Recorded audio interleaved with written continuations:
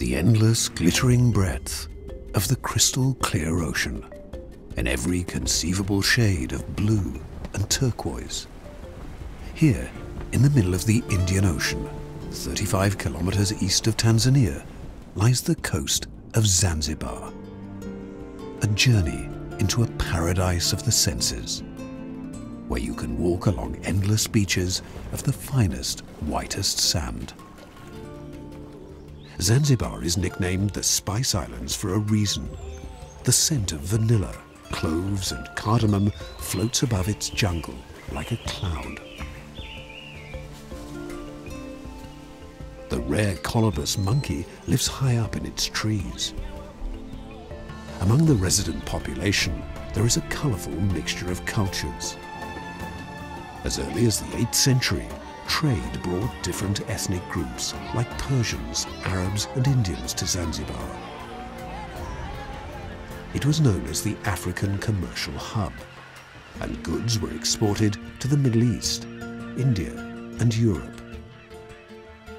The Arabian world had the biggest impact on the native Swahili culture, and this is still visible today in the food, architecture and Muslim traditions, as well as the language. Swahili is an African language which includes words from Arabic, German and English. During its most prosperous trading period around 1850, the island was the world's biggest producer of cloves. But today, the main source of income is tourism. There is an old African saying, "Europeans have the clock, we have the time." The relaxed lifestyle attracts luxury liners from all over the world to the coasts of Zanzibar.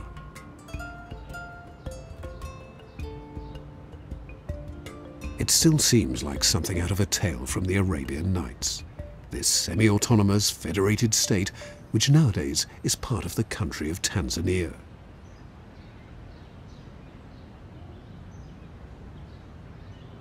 In 1883, the Sultan Bargash built the House of Wonders.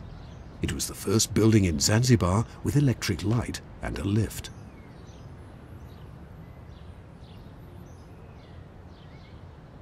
Today's Palace Museum was the Sultan's Palace until 1963. Princess Zalmay also lived there.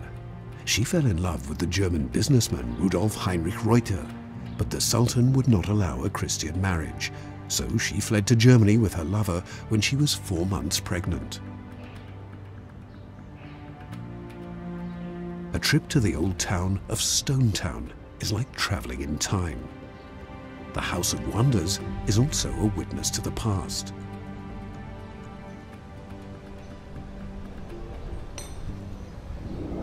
These wooden doors are claimed to be the biggest in East Africa.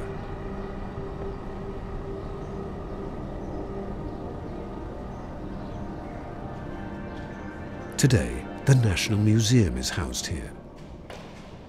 The exhibitions show relics of the history and culture of Zanzibar.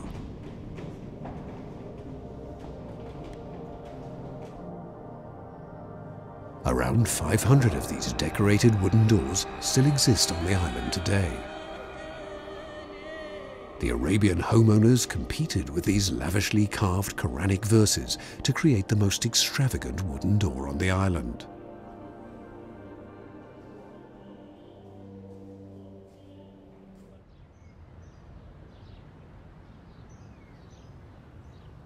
The Anglican Church reminds us of a darker chapter in history.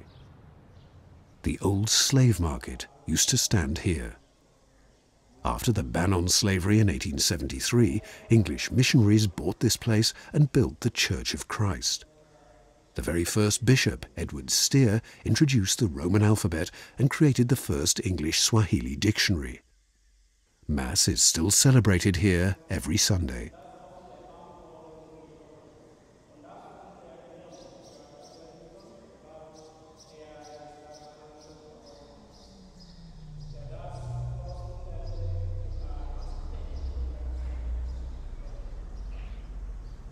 A monument bears witness to the dark past of this place.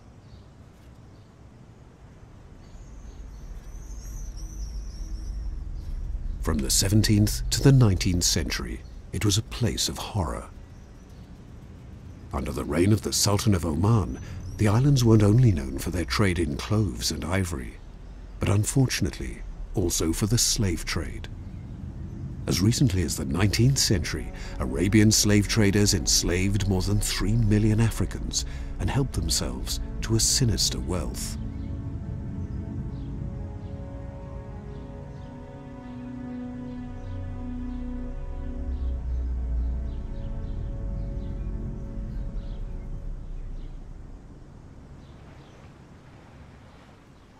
Not far from the historic Stone Town lies the island of Canggu, also known as Prison Island. This historic location is also a silent witness to the era of the slave trade. 2 Arabian slave traders were granted the islands as a gift from the first Sultan, Makid bin Said. Here they incarcerated the slaves before they were sold at the slave market in Stone Town.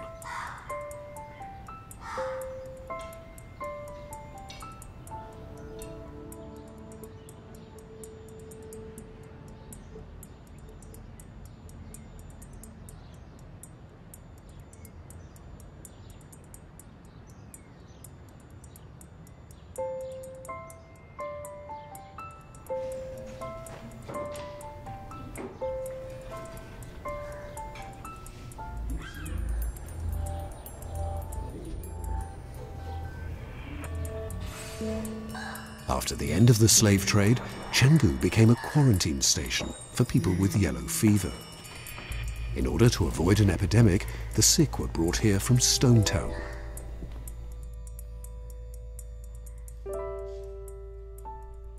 But today, it is a popular resort. In 1919, the governor gave 4 Aldabra giant tortoises to the island. They have reproduced magnificently and remain the biggest pride of this tiny island today.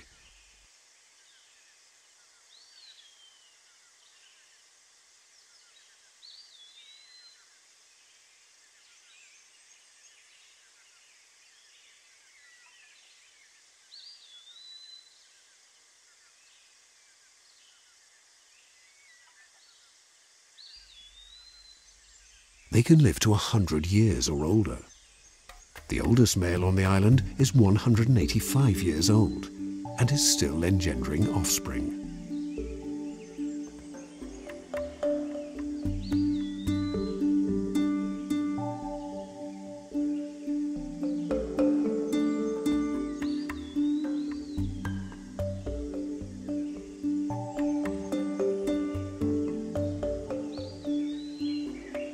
Guests and visitors to Canggu are allowed to feed the giant tortoises. With more than 120 animals to feed, the caregivers are pleased with any help they can get.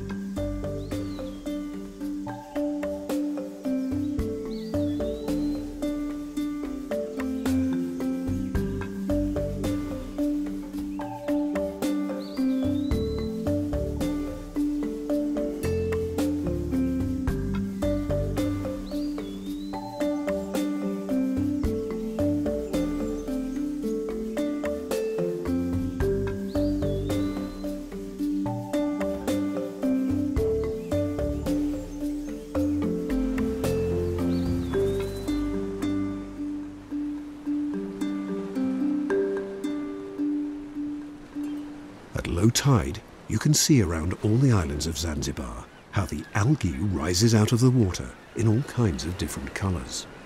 The algae is originally from Asia and frequently destroys the sensitive fauna of the island as well as the surrounding coral reefs. In order to earn money, the women have laid out plant beds. The sale of water plants provides some financial independence for them.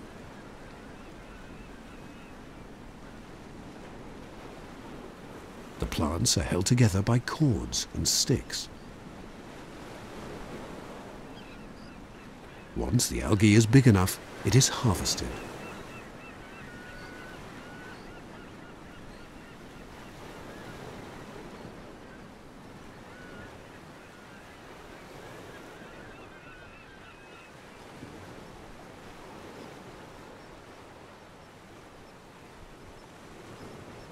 The local people spend many hours at this work.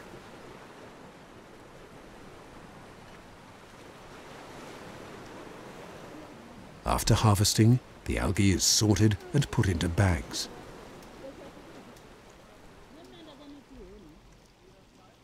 The work often has a detrimental effect on their health. Due to the harsh salt water and the strong reflections of the sun, many workers are affected by cataracts and in the worst cases go blind. Arthritis is also a very common disease. Although the work is hard and poorly paid, the people are dependent on this source of income.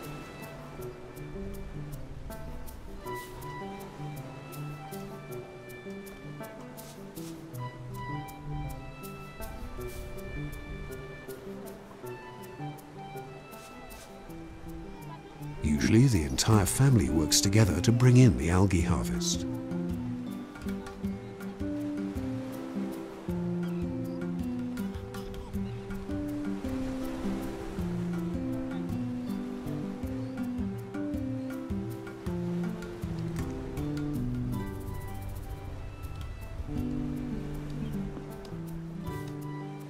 Since it is common in Zanzibar for children to help their parents with work in the morning, school classes take place in the afternoon.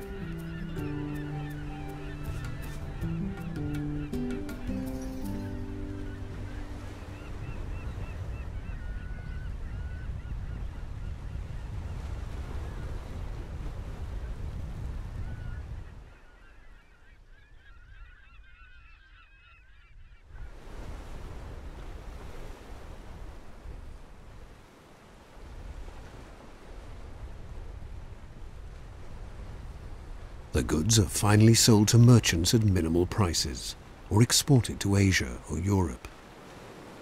There, the algae is used for the production of cosmetics and medicine.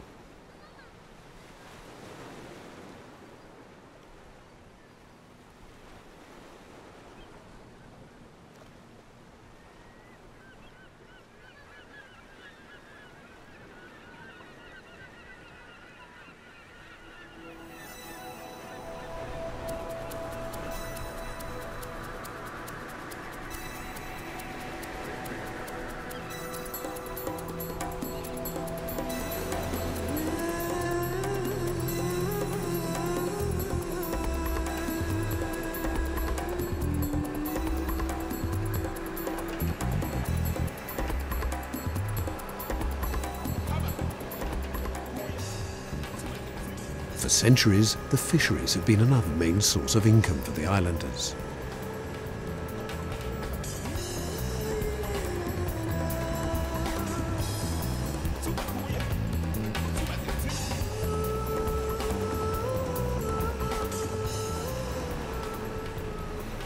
Nowadays, the Indian Ocean is overfished, and the yield is smaller than it used to be.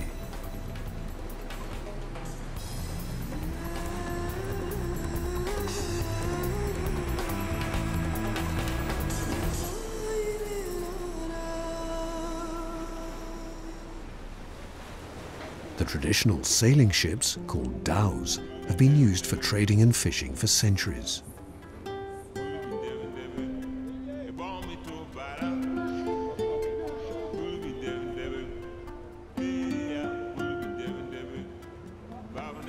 The people of Zanzibar have maintained their trade culture since the end of the colonial era and the disappearance of the Arabian traders. Many goods are exported from here still today.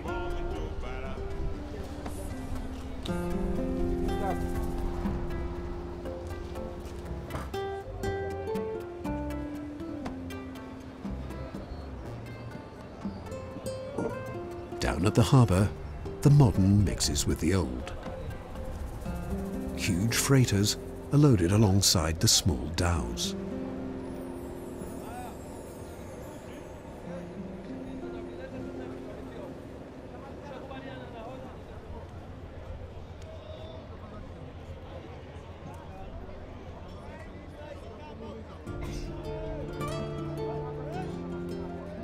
When the tide suddenly goes out and the sea breaks at a coral reef a short distance away, many ships become grounded.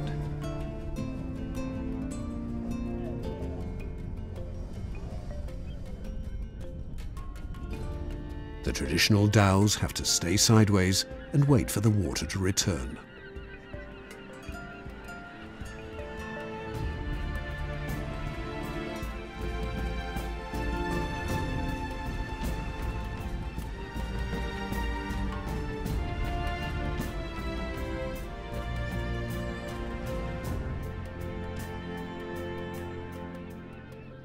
The cycles of ebb and flow are part of daily life on the island and are nothing unusual for the locals.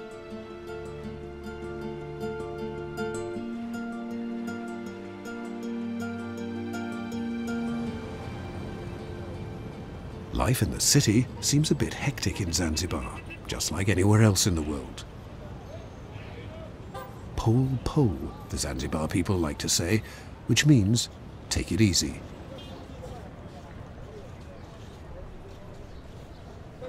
The merchants at the market sell everything you could wish for. Local as well as imported fruit and vegetables can be found here.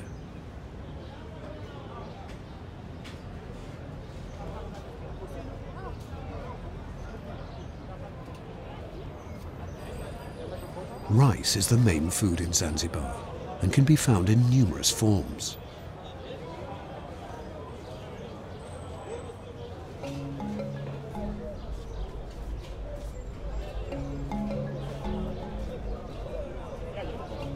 Manioc is a food typically used in African cuisine, as are plantains.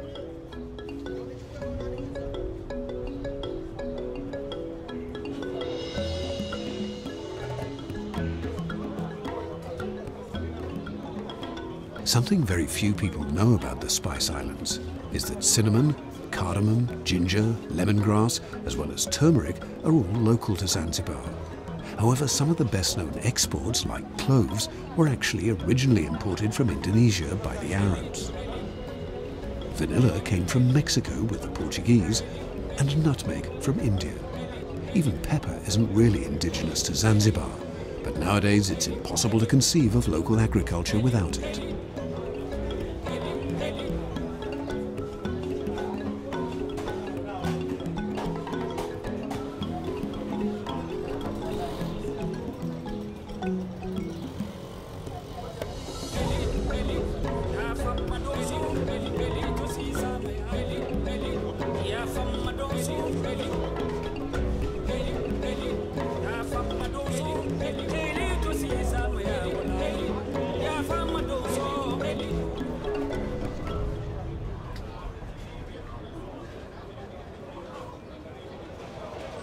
The fish market of Stone Town.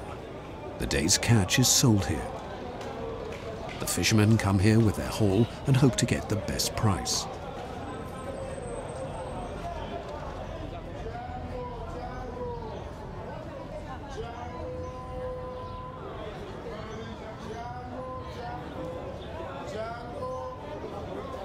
Since fish prices vary from day to day, people bargain just like at an auction.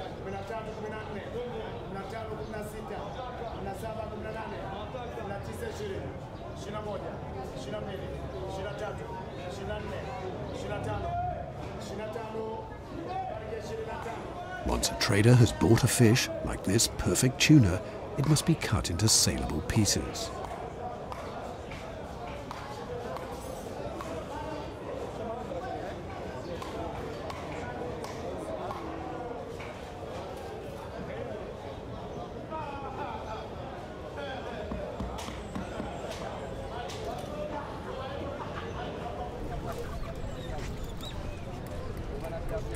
These Zanzibar braid baskets are used only as animal cages.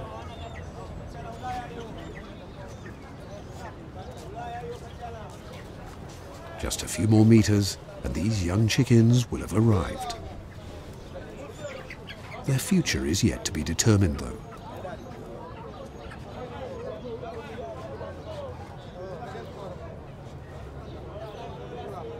The farmers of the islands buy their working animals at the animal market in Stone Town.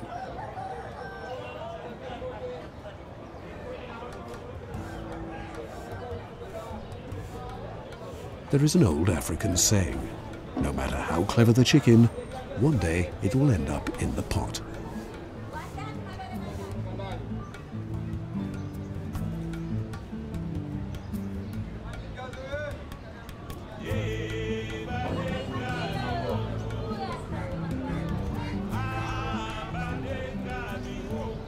Far away is the meat market. Except for pork, pretty much all kinds of meat can be found here. The culinary influences of the Arab world can still be seen today. Oriental cuisine tends to prefer rice with meat in all its different variations. Lamb and mutton is sold here, but also beef and veal. Pork and alcohol, however, are both strictly forbidden in Islamic culture.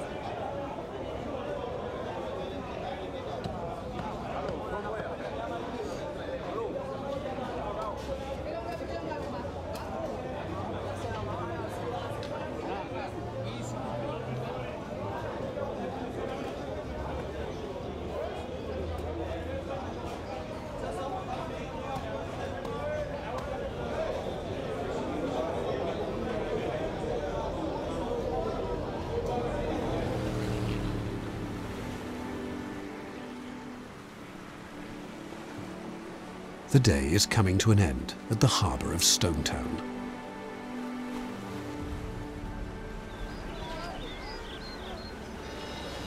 Slowly, vendors are shutting up their booths and grills.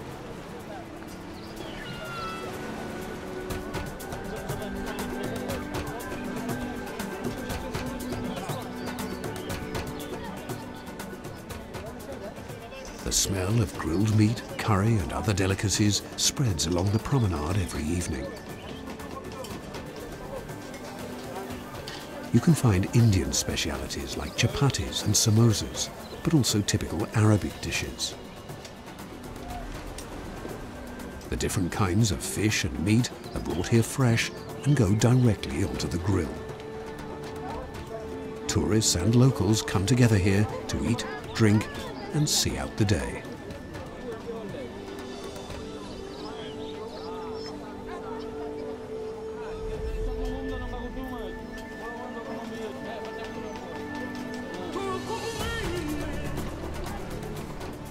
The juice of the sugarcane is squeezed out with big hand-cranked presses.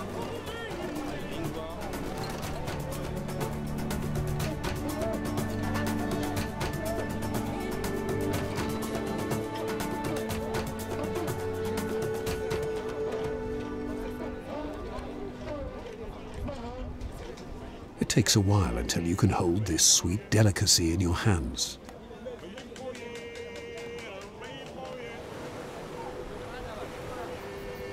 And so life goes on as the sun goes down in Zanzibar.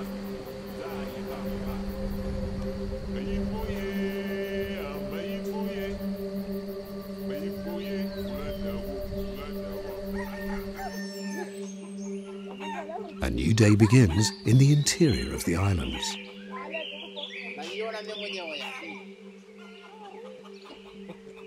Here, the lives of farmers and their families have remained very much unchanged.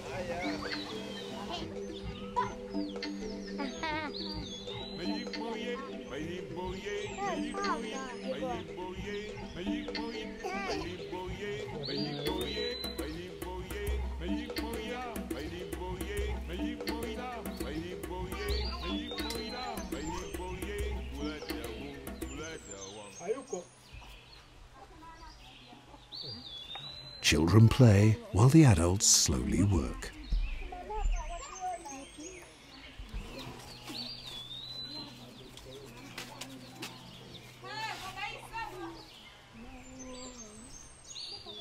This basket will be used for fishing later. With great patience, the traditional braid basket is made piece by piece.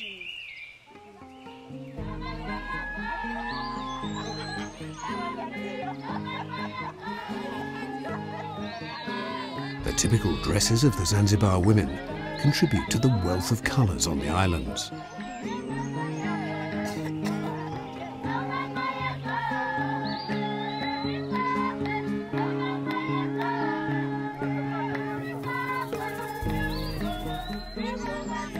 While the deeply religious Muslim women in the city wear long black garments known as bui bui to cover head and shoulders, the women in the villages like to wear colourful printed wrap dresses out of kanga cloths.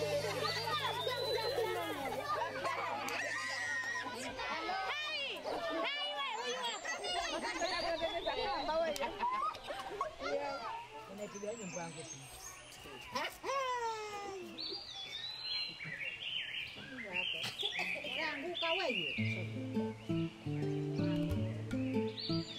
sewing work the women do is a nice side income for farming families.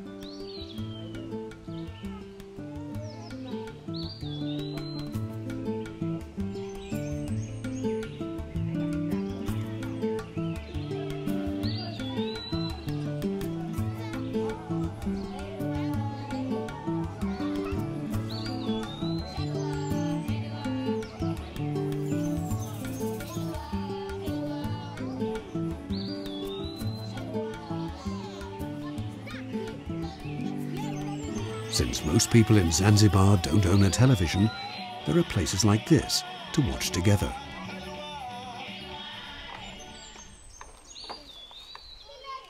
Running water is also a luxury for the people here. Many women fetch water from the well in order to cook at home and wash themselves.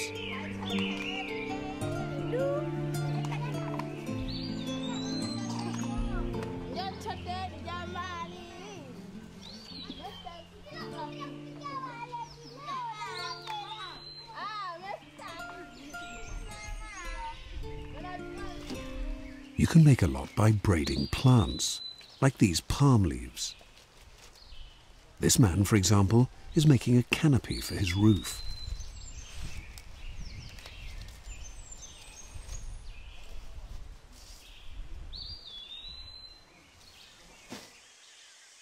The interior of the island is almost like a botanical garden. Tropical fruits and spices thrive on the fertile ground. There are many spice plantations with cloves, nutmeg, cinnamon trees, turmeric and black pepper.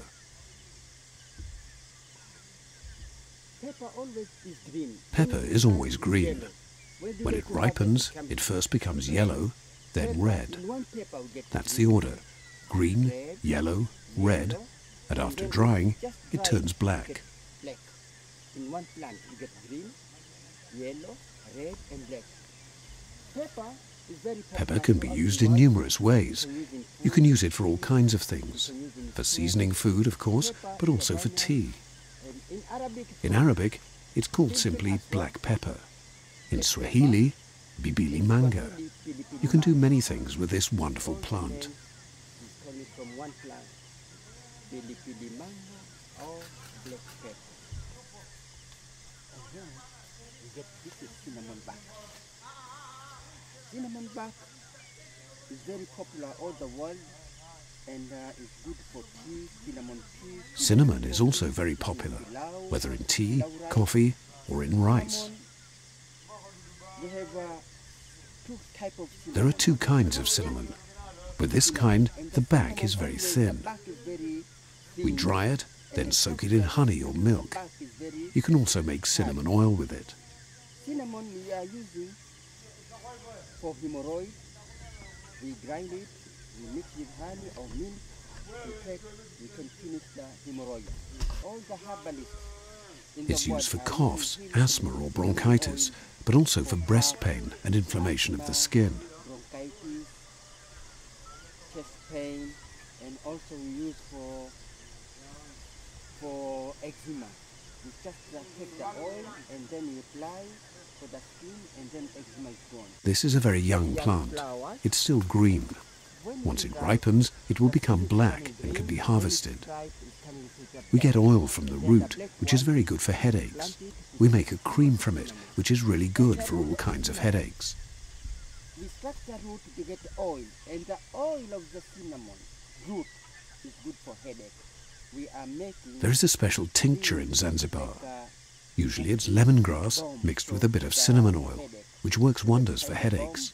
In Zanzibar we have not tiger, but we have lemongrass, cinnamon oil or cream, special for headache. We call the hakika.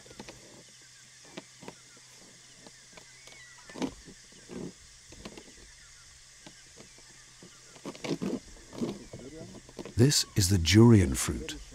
The smell of this fruit is really horrible, but the flavor is sweet.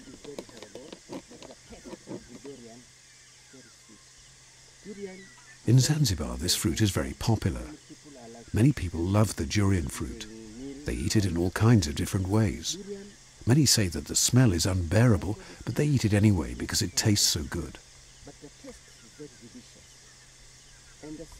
The seeds of this fruit, dried and mixed with honey, promote virility. If there are sexual problems, then this plant is the right thing for changing that. And many sexual disease. If you have a problem concerning about the sex, you don't have enough energy to play sex. We dry the seed of the durian and then you grind it to get the powder. If the fruit is prepared the right way and eaten 1 hour before going to bed together, then the seed acts like Viagra. If you use that, it means it is like a Viagra, but this is the nature of Viagra. And for a long time, the Arabs were also convinced of the aphrodisiac effect of durian and always kept this plant in their gardens. Since they had several wives, they could make all of them happy and have even more children. This local Zanzibar man swears by the aphrodisiac effect of the durian fruit, and since he has 4 wives and 20 children, he probably knows what he's talking about.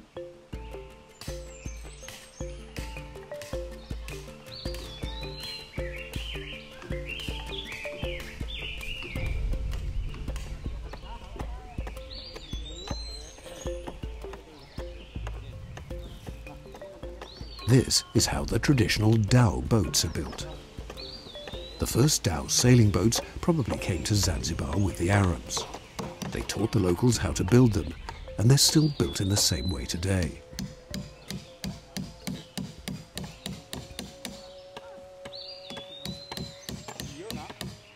The construction of a big dhow can take months, sometimes even an entire year.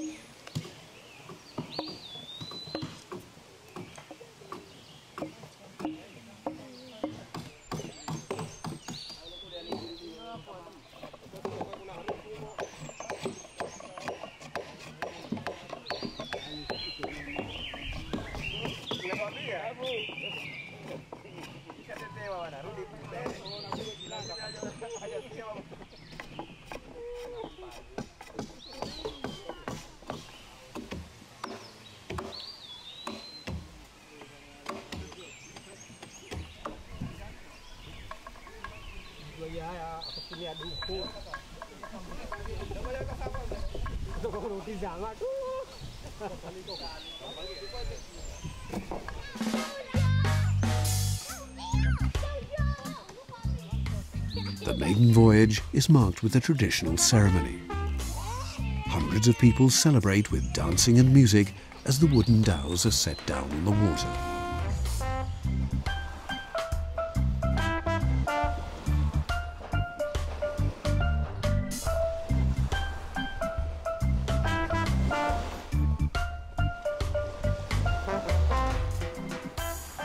Before a dhow can be launched, it has to be varnished.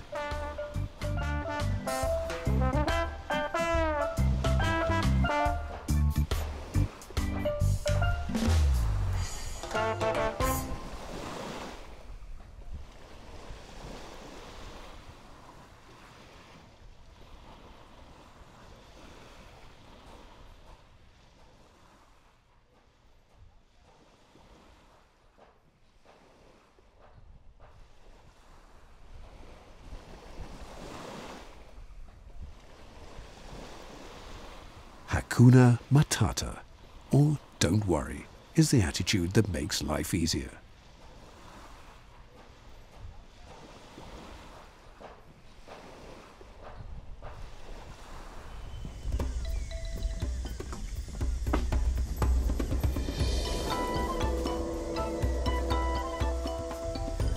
The way into the jungle. The Jozani Forest Reservoir is the last habitat of the red Zanzibar colobus, also called the colobus monkey.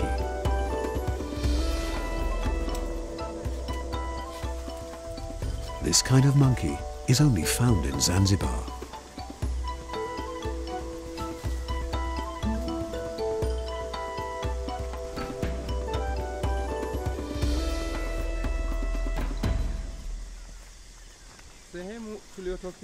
There are many different trees here. For example, the pandanus palm tree. There are two variations. One kind grows in the jungle and grows up to 6 or 7 meters high, and the other usually grows on the beach and can grow up to 20 meters. Pandanus trees carry pineapple-like fruits that are inedible for humans, but a delight for the colobus and Galagos monkeys.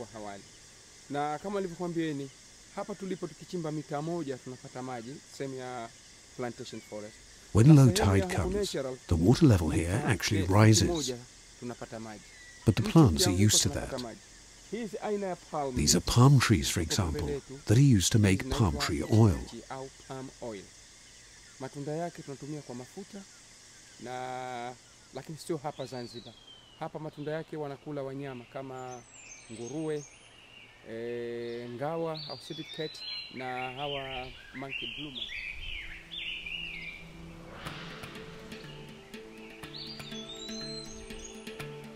On Zanzibar, there are currently around 1,000 to 1,200 rare colobus monkeys living, and they are on the danger list, under threat of extinction.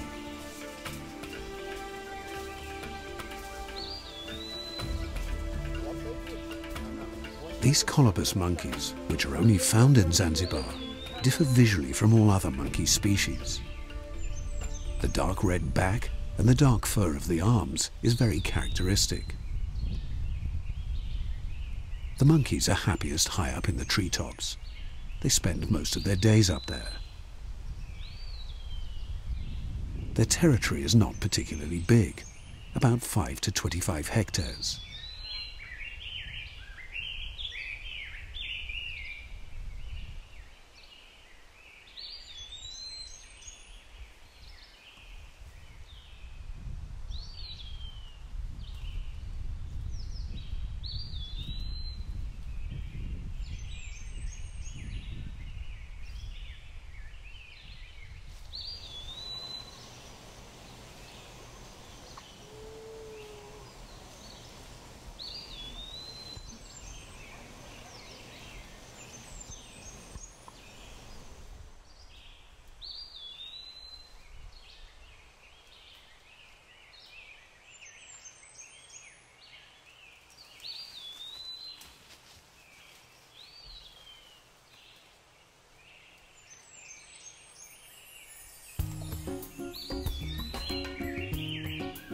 The animals mostly eat fruits, leaves, and seeds.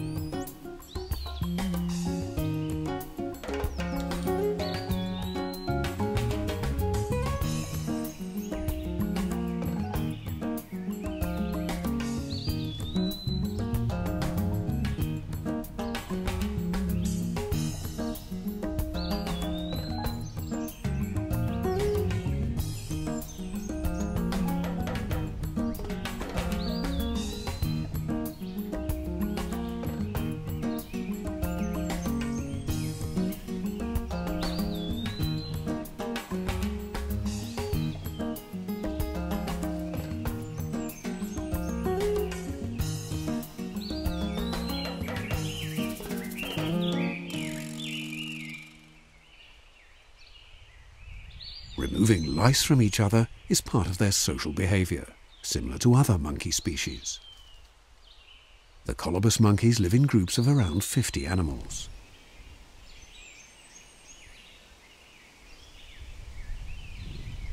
The groups consist of a single male, his female mates, and his offspring.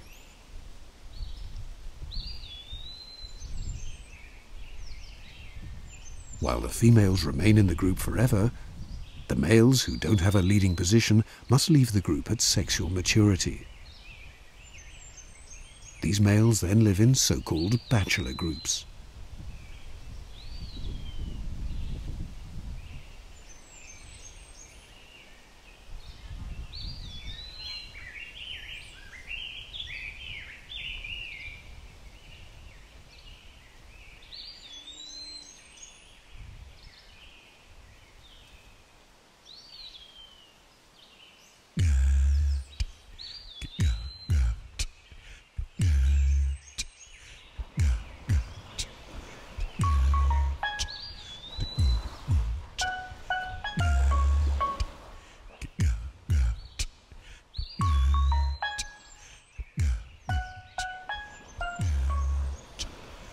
Time runs slowly in the paradise of the senses.